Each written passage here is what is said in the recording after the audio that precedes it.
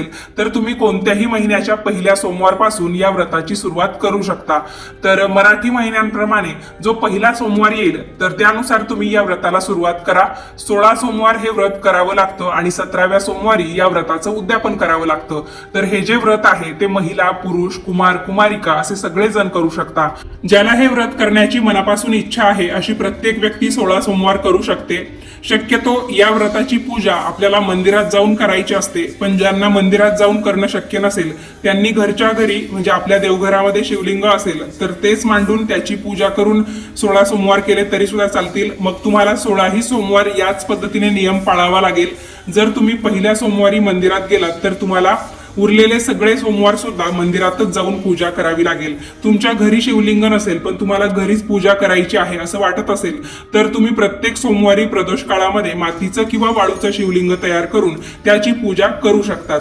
महादेवांची पूजा प्रदोष काळामध्ये करायची असते, त्यामुळे 16 सोमवार सुद्धा आपल्याला संध्याकाळी म्हणजे प्रदोष काळात ही पूजा मांडावी लागणार आहे।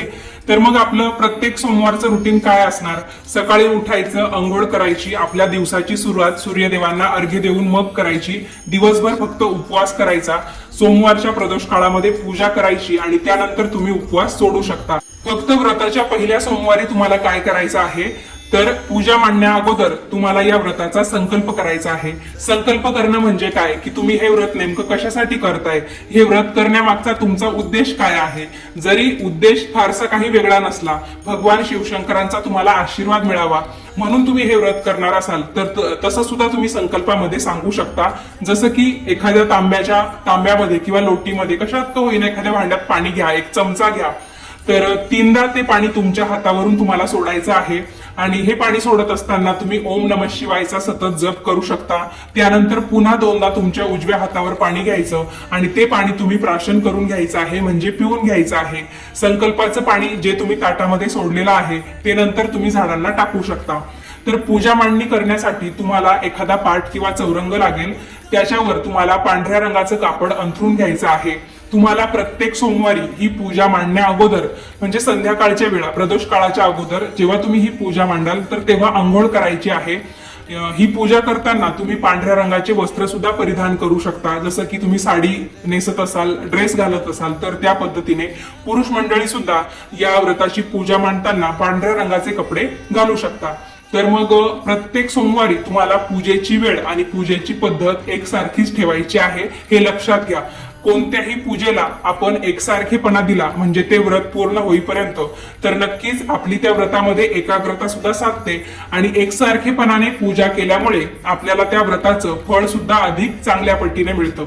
संकल्प आपल्याला फक्त पहिल्या सोमवारी करायचा आहे, दर सोमवारी करायचा नाही, हे लक्षात असू द्या। तर तुम्ही बघितलं असेल की पहिल्यांदा मी पाट मांडून घेतला, त्याच्यावर पांढऱ्या रंगाचं कापड अंथरलं, सुरुवातीला गणपती बाप्पांना स्नान घालून घेतलं, त्यांची स्थापना केली, धूपदीपांनी ओवाळून घेतलं, फुटाणे आणि गुळाचा नैवेद्य दाखवला, तुम्ही गुळ खोबरं सुद्धा दाखवू शकता। त्यानंतर संकल्प केला, त्यानंतर शिवलिंगाला सर्वप्रथम पाण्याने स्नान घातलं, त्यानंतर पंचामृताने स्नान घातलं, त्यानंतर सगळ्यात शेवटी पाण्यामध्ये थोडंसं गुलाब पाणी टाकलं आणि त्या पाण्याने ओम नमः शिवायचा जप करत शिवलिंगाला पुन्हा एकदा स्नान घातलं। तर तुम्ही पंचामृताचा वापर करू शकता, दुधाचा वापर करू शकता किंवा फक्त दही वापरलं तरी सुद्धा चालेल, पण सर्वात पहिल्यांदा शिवलिंगाला पाण्याने अभिषेक करून नंतर तुम्हाला जे पदार्थ वापरायचे आहे त्यांनी अभिषेक करायचा आणि त्यानंतर तुम्ही पुन्हा एकदा शिवलिंग पाण्याने स्वच्छ धुवून घ्यायचं आहे। एखाद्या ताटामध्ये किंवा प्लेटमध्ये तुम्ही शिवलिंग मांडू शकता। सुरुवातीला थोडेसे तांदूळ ठेवायचे, त्यानंतर शिवलिंग ठेवायचं, शिवलिंगाला गंध लावायचा, एखादं पांढरं वस्त्र जे असतं, कापसाचं वस्त्र किंवा पांढरा दोरा, ते आपण वस्त्र म्हणून शिवलिंगाला अर्पण करायचं आहे। तुम्ही म्हणाल की तू शिवलिंगाजवळ नेमकं काय ठेवलेलं आहे, तर मी कमळगट्ट्याचा एक मणी ठेवलेला आहे, तुमच्याकडे असेल तर तुम्ही तोही ठेवू शकता किंवा नसला तर नाही ठेवला तरी सुद्धा चालेल, पण शिवलिंगाच्या पूजेमध्ये कमळगट्ट्याचा सुद्धा वापर केला जातो म्हणून मी ते ठेवलेलं आहे। त्यानंतर पांढरं फूल वाहिलं, बेलाचं पान वाहिलं, तुम्हाला जर धोत्र्याचं फळ मिळालं किंवा मग जे आपलं शमीपत्र असतं किंवा शिवलिंगाच्या पूजेसाठी ज्या ज्या वस्तू लागतात त्यापैकी अजून काही मिळाल्या तर त्याही तुम्ही पूजेमध्ये वापरू शकता। आता असंच काही नाही की शिवलिंगाच्या पूजेमध्ये सगळ्याच वस्तू असल्या पाहिजे, तुम्हाला जेवढ्या उपलब्ध होतील तेवढ्या वापरून सुद्धा तुम्ही पूजा करू शकता। शिवलिंगाच्या पूजेमध्ये सगळ्यात महत्त्वाचं काय असतं तर शिवलिंगाला बेलपत्र वाहणे, भस्म लावणे, चंदन लावणे आणि त्यानंतर धूपदीपांनी ओवाळून घेणे. आपल्या धर्माच्या रक्षणासाठी आणि कुटुंबाच्या कल्याणासाठी आपण किती श्रद्धेने मनोभावे देवाची पूजा करतोय, सेवा करतोय हे सगळ्यात महत्वाचं. त्यामुळे कोणतीही शंका मनामध्ये न ठेवता शुद्ध भावनेने आणि प्रसन्न अंतःकरणाने तुम्ही ही पूजा पार पाडा आणि त्यानुसारच तुमचं व्रत आपोआप सफल होत जाईल. तर इथे तुम्ही बघू शकता की शिवलिंगाला मी बेलपत्र वाहिलं. बेलपत्र नेहमी पालथं करून व्हायचं. एकतर वाहिलं तर एकच वाहा, नाही तर मग विषम संख्येमध्ये तुम्ही 3, 5, 7, 11, 108 या संख्येमध्ये सुद्धा बेलपत्र वाहू शकतात.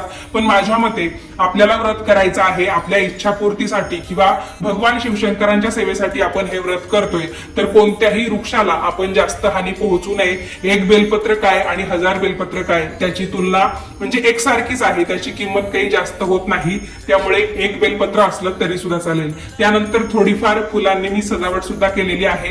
साईडला एक तेलाचा दिवा लावलेला आहे. तुम्हाला तुपाचं निरंजन लावायचं असेल तर तेही तुम्ही लावा. गणपती बाप्पांच्या अगदी समोरच मी पूजेसाठी घंटी सुद्धा ठेवलेली आहे. व्रतामध्ये काय खावं हा तुमचा प्रश्न असेल तर हे जे व्रत आहे ते फलाहारी केलं जातं किंवा मग एकतर निर्जली केलं जातं. म्हणजे दिवसभर काही खायचं नाही किंवा काही प्यायचं नाही. सूर्योदयाच्या अगोदर तुम्ही जर पाणी वगैरे पिलं असेल तर मग दिवसभरात तुम्हाला यानंतर काही खायचं नाही किंवा काही प्यायचं सुद्धा नसतं. शक्यतो अळणी पदार्थ या व्रतामध्ये खाल्ले जातात. त्यामुळे मीठ न वापरता तुम्हाला फळांव्यतिरिक्त अजून दुसरे काय पदार्थ खाता येईल तेही तुम्ही खाऊ शकता. आपल्या तब्येतीची काळजी घेऊन मगच आपल्याला हे व्रत करायचं आहे. तुम्ही अगदीच उन्हाळ्यात हे व्रत करायला सुरुवात केली असेल तर मग पाणी पिल्या वाचून तुम्हाला होणार नाही किंवा मग पाणी न पिता तुम्ही हे व्रत करायचं ठरवलं तर तुमच्या आरोग्यासाठी ते हानिकारक ठरू शकतं आणि आरोग्याला हानी पोहोचून आपण ते व्रत करावं असा कोणताही देव आपल्याला सांगत नाही. त्यामुळे मग तुमच्या तब्येतीची काळजी घ्या. त्यानुसार तुम्ही पुरेपूर आहार घ्या आणि मग हे व्रत करू शकता. आता इथे बघा साईडला मी काही फळं ठेवत आहे. सीझन नुसार तुम्हाला जी फळं उपलब्ध होतील ती तुम्ही या व्रतामध्ये पूजेसाठी ठेवू शकता. आणि सगळ्यात महत्वाची गोष्ट ही लक्षात घ्या की तुम्हाला उपवास असतो, म्हणजे जो कोणी 16 सोमवार करतो त्याला याचा उपवास असतो, देवाला उपवास नसतो. त्यामुळे देवाला तुम्ही दुसरा कोणताही नैवेद्य दाखवला तरी सुद्धा चालतं. आता इथे मी हा जो स्टँड आहे याच्यावर आपण एक छोटस तांब्याचं पात्र ठेवतो. त्याला छोटस छिद्र सुद्धा असतं आणि त्यातून पाणी टपकत असतं. तर याला बरीचशी नावं आहे. तर याला मी तिरपाई किंवा मग शिवलिंगाचा अभिषेक करण्याचा जो काही स्टँड आहे ते म्हणते. तुम्ही याला काय म्हणतात मला कमेंट्स मध्ये सांगा. तर मग तुमच्याकडे हे नसेल तर तुम्ही अगोदरच शिवलिंगावर ज्या ज्या पदार्थांचा अभिषेक करता, पाण्याने स्नान घालता, त्यानंतर डायरेक्ट पाटावर किंवा चौरंगावर कपडा अंथरून शिवलिंगाची स्थापना करतात तेवढं सुद्धा पुरेसं आहे. तुमच्याकडे जर अशा पद्धतीचं पात्र किंवा भांड असेल आणि तुम्हाला सुद्धा ते सतत शिवलिंगावर अभिषेक होत राहावा पाण्याचा म्हणून ठेवायचं असेल तर नक्कीच तुम्ही ते ठेवू शकता. आता शिवलिंग जे आहे ते एकटे महादेव नाहीये, त्यामध्ये त्यांचा संपूर्ण परिवार वसलेला आहे. त्यामुळे माता पार्वतीच्या नावाने इथे मी काही सौभाग्य अलंकार ठेवलेले आहे. जर एखादा रोगी असेल, एखाद्याचा विवाह जमत नसेल, एखाद्याला काही पैशा अडक्याचे प्रॉब्लेम असतील किंवा मग तुम्ही काही नवस केलेला असेल आणि तो पूर्ण झालेला असेल, भगवान शिवशंकरांकडे तुम्ही काही साकडं घातलेलं असेल आणि तो तुमचा नवस पूर्ण झाला असेल की नवस पूर्ण झाल्यावर मी 16 सोमवारचं व्रत करेल किंवा मग नवस करून मगच तुम्ही या व्रताला सुरुवात केली असेल, तर अशा भरपूर कारणांसाठी आणि सगळ्या गोष्टींची एक गोष्ट सांगायची झाली तर आपल्या मनातील जी काही इच्छा आहे ती पूर्ण होण्यासाठी म्हणून सुद्धा 16 सोमवार करता येतात. तर हे जे काही सौभाग्य अलंकार मी ठेवलेले आहे ते तुम्ही शेवटच्या म्हणजे 17व्या सोमवारी देवी समोर ठेवले माता पार्वतीसाठी तरी सुद्धा चालेल किंवा मग पहिल्या सोमवारी तुम्ही ठेवा आणि डायरेक्ट 17व्या सोमवारी जेव्हा तुम्ही उद्यापन कराल तर तेव्हा तुम्ही हे सौभाग्य अलंकार एखाद्या सुवासिनी महिलेला देऊ शकता किंवा तुम्ही स्वतः वापरले तरी सुद्धा चालेल. या पॅकेटवर दिलेलं असतं की जे काही ओटीचं सामान असतं किंवा सौभाग्य अलंकार असतात ते तुमचं व्रत पूर्ण झाल्यावर तुम्ही पाण्यात प्रवाहित करून देऊ शकता. पण मग पाण्यामध्ये प्रवाहित केल्यानंतर त्यातल्या सजीवांना या वस्तूंमुळे हानी पोहोचू शकते आणि मुख्य म्हणजे प्रदूषण सुद्धा होतं. त्यामुळे शक्यतो सौभाग्य अलंकार घेताना ते अशा पद्धतीने घ्यायचे की ते आपण स्वतः वापरू शकू किंवा एखाद्या महिलेला आपण देणार असू तर तीही सुद्धा त्याचा वापर करू शकेल. तर इथे मी चपातीचा चुरमा नैवेद्य म्हणून ठेवलेला आहे जो महादेवांच्या या पूजेमध्ये लागतोच. तर गव्हाचं पीठ, गुळ वापरून आणि तूप वापरून हा चुरमा केला जातो. तुम्ही आपण म्हणजे नेहमी आपण नाही का गुळ काला करतो तर त्या पद्धतीने तुम्ही चपात्या करा. पोळीचं पीठ मळताना त्यामध्ये मीठ न टाकता फक्त अळणी ती कणिक मळून घ्या, त्यानंतर त्याच्या चपात्या बनवा आणि त्यानंतर त्या बारीक म्हणजे जसं आपण गुळकाला करतो ना त्या पद्धतीने गुळ आणि तूप वापरून त्याचा चुरमा तुम्ही करू शकता. आणि प्रत्येक सोमवारी तुम्हाला हा नैवेद्य दाखवायचा आहे.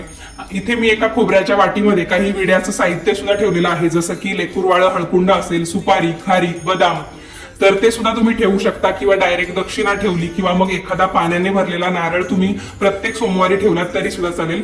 सगळ्यात शेवटी काय करायचं, कापूर आरती लावायची आणि भगवान शिवशंकरांचा जो महामृत्युंजय मंत्र आहे, ओम त्र्यंबकम यजामहे सुगंधिम पुष्टिवर्धनम उर्वारुकमिव वंदना मृत्युर्मोक्षी यमामृताम, तर तो मंत्र तुम्ही म्हणू शकता. त्याचबरोबर शिवशंकरांची जी आरती आहे, लवथवती विक्राळा ब्रह्मांडी माळा, तर ती सुद्धा तुम्ही म्हणू शकता. आता हा जो चुरमा आपण नैवेद्यात ठेवतो तर त्याचे 3 भाग करायचे. एकदा संपूर्ण चुरमा नैवेद्यात ठेवायचा, त्यानंतर त्याची 3 भागात विभागणी करायची.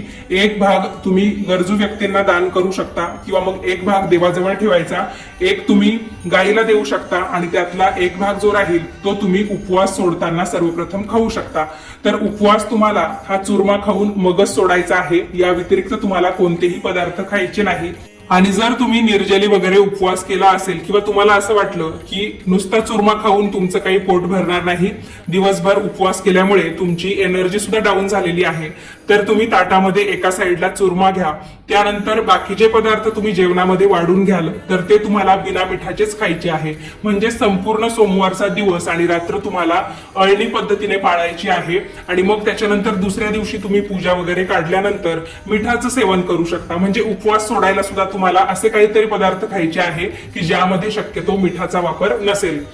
तर मग प्रत्येक सोमवारच्या प्रदोष काळामध्ये तुमची याच पद्धतीने पूजा पार पडेल. मध्ये काही तुम्हाला एखाद्या सोमवारी मासिक धर्म असेल, सुतक असेल तर तो सोमवार तुम्ही सोडून द्या, तो तुमच्या गिनतीमध्ये सुद्धा धरू नका. आणि ज्या सोमवारी तुमचं पूर्णपणे पूजा मांडून होईल, उपवास करून होईल, सगळे नेमधर्म पाळून होतील, तर तेवढे सोमवार करून तुमचे 16 सोमवार झाले पाहिजे. आणि 17व्या सोमवारी सुद्धा तुम्हाला वाटत असेल तर तुम्ही उपवास करा किंवा मग उपवास नाही केला तर मग त्या दिवशी तुम्हाला उद्यापन करायचं आहे, म्हणून तुम्ही 16 जोडप्यांना बोलवायचं आहे. म्हणजे पती पत्नी मिळून एकच जण आहे अशा पद्धतीने तुम्ही पकडायचं. तर मग असे 16 जोडपे तुम्हाला बोलवायचे आहेत. 16 जमले नाही तर 8 जोड्या बोलवा. तर 8 जोड्या मिळून 16 जण होतील आणि 16 जोडपे तुम्ही बोलवले तर 32 जण होतील. यानुसार तुम्हाला चुरम्याचा प्रसाद ठेवायचा आहे, तो तुम्ही त्यांना दान करू शकता. ज्यांना अगदीच अशा पद्धतीने उद्यापन करायला जमणार नाही त्यांनी गोरगरीब लोकांना या दिवशी चुरम्याचं दान केलं, त्या पद्धतीने उद्यापन केलं तरी सुद्धा चालेल. जे कोणी जोडप्यांना बोलवेल तर त्यांनी चुरम्याचं दान तर त्यांना करायचंच, त्यासोबतच तुम्हाला त्यांना काही अजून दक्षिणा वगैरे द्यायची असेल, कपडे वगैरे दान करायचे असतील तर तेही तुम्ही करू शकता. थोडक्यात उद्यापन म्हणजे काय हो, आपण ज्या देवी देवतांच्या नावाने उपवास करतो, व्रत करतो, तर शेवटचा दिवस आपण त्यांच्या नावाने गोरगरीब लोकांना किंवा आपल्या यथाशक्तीनुसार थोडाफार दान धर्म करायचा असतो. या अर्थाने उद्यापन केलं जातं आणि या व्रताची खरी सांगता होते. तर 16 सोमवारचं जे काही व्रत आहे ते तुम्ही 1 वर्ष, 3 वर्ष किंवा कुणी कुणी 16 वर्ष सुद्धा करतात. तर तुमची जशी इच्छा असेल त्यानुसार तुम्ही 16 सोमवारचं व्रत करू शकता. जे कोणी कुमार कुमारिका असतील त्यांनी उद्यापनामध्ये त्यांच्याच वयाच्या मुलांना मुलींना या उद्यापनासाठी बोलवलं तरी सुद्धा चालेल. बाकी उद्यापनाचा जर तुम्हाला सेपरेट व्हिडिओ पाहण्याची इच्छा असेल, यामध्ये जर थोडंफार काही समजलं नसेल तर प्रश्न विचारा किंवा मग सेपरेट व्हिडिओची तुमची विनंती असेल तर तीही तुम्ही कमेंट्समध्ये नोंदवू शकता. व्रत करणारी व्यक्ती जर विवाहित असेल तर त्याने व्रताच्या दरम्यान म्हणजे प्रत्येक सोमवारी ब्रह्मचर्य पाळायचं आहे. जे कोणी हे 16 सोमवारचं व्रत करत आहे त्याने खोटं बोलणं टाळावं, एकमेकांची टिंगलटवाळी करणं किंवा मग खोटी स्तुती करणं किंवा खोटं बोलणं असेल, घरामध्ये वादविवाद करणं, शिव्या देणं किंवा मग एकमेकांशी वाईट साईड बोलणं, या गोष्टी टाळून घ्यायच्या आहेत. एकदम चांगल्या वातावरणात योग्य नियम पाळून तुम्हाला हे 16 सोमवारचं व्रत पार पाडायचं आहे.